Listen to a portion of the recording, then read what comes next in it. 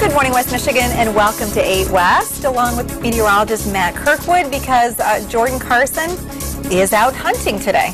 Third string is in today. Not really hunting, but, you know, today is a big day. A lot of people take today as a vacation day. They book it out months and months and months, maybe even a year in advance. November 15th, of course, the opening of firearm deer hunting season in the state. So the Blaze Orange invasion has begun. It has. And have you received the many calls that I've received from the deer hunters out there? Venison? Oh, no. That's what we call asking for. No, about snow? Yes. Well, we have snow this year for tracking. When is it going to get colder?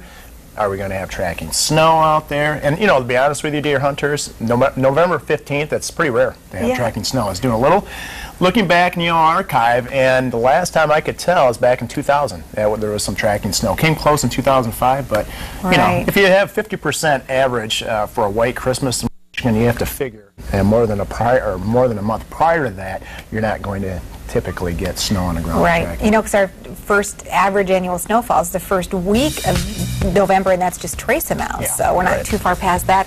You know, my birthday is this weekend, and I always kind of look forward to having a little bit of snow for my birthday, and I'm always disappointed. I don't know why. I should never be disappointed by it. Really? You look forward to it? Well, you know, it just kind of gets you into the holiday season, because, you know, my birthday, and then, you know, a few days later it's Thanksgiving, and then you just kind of really think about getting into the holiday season, and unfortunately, you know, this year we've stayed a little too mild. I had a huge to-do list yesterday, but the one thing that I really wanted to do yesterday, I have to do today, or otherwise looking at the forecast I won't be able to get it done, and that is I've got to get some bulbs planted. I want to do tulips and daffodils and crocuses, because some crazy either cat or rabbit in my neighborhood ate all my bulbs last year. I thought you were going to say manicure.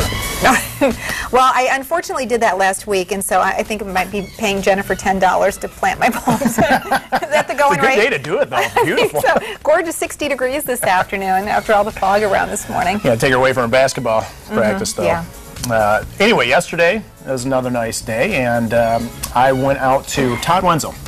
And we're all big fans of the show Storm Chasers, and Reed Timmer and his cohort or sidekick, Chris Chit were out there, and here's some pictures of them. They brought the Dominator 2, exactly. You know, and of course we're so proud of Reed, because he's from here in West Michigan. He grew up watching us all, maybe you're, I know, younger than I am, Matt, but, you know, watching us on television, became a super high-powered meteorologist with a passion for storm chasing, and has a very successful and very exciting show on the Discovery Channel called Storm Chasers. Yeah, it's an amazing show, and I believe they wrapped up the 4th season, and incredible as always, the video that they capture. They're always one of the leading teams out there. That's what always amazes me is, you know, one of the best storm chasers in the world came from Grand Rapids, or is from Grand Rapids. So I brought the kids out there. Aiden's really into it. It scares Logan, my daughter. This just terrifies her. So she doesn't typically watch the show, or she has to go up the stairs. She gets nightmares, but she wasn't afraid to hop behind the wheel. Aww. Maybe she'll be a future storm chaser. You know what? As well. Maybe this will turn her around. Oh man, you know, Aiden looks like he's in 7th heaven behind the wheel of that thing. It's like a tank, really, because they actually, the D2, the Dominator, the first one, and now this is, of course, the next generation of the Dominator. It's actually designed and specially equipped to be able to drive it into the path of a tornado.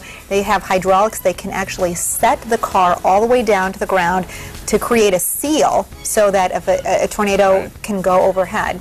And I was talking with Reed and Chris, and they said there's a new feature on it. Not only does it lower to the ground, creating that seal, they now have spikes that they can put into the ground. So now they can go into even stronger tornadoes, if you're crazy enough to do that. Oh, man. Interesting story, though. I was talking with him. He said, you know, they had the new Dominator 2, and the guy who built that, or both their vehicles, that guy followed them in a couple chases. In the last chase of the season, he was in the old Dominator, and if you happen to watch the show, the tornado, the last tornado that they captured, kind of turned away from Reed and Chris and their team and hit the old Dominator, and they couldn't get the side of the what they call them, the Lexicon windows, or the plastic windows up, and it blew out all their windows on the old Dominator. So there's a little behind-the-scenes story for you. Wow, that was an EF2. Yeah, they I believe in estimate the power EF2. of that one, and it's interesting because if you follow the show, I say Storm Chasers is the best reality television. I DVR it all the time because it's on at later than my bedtime.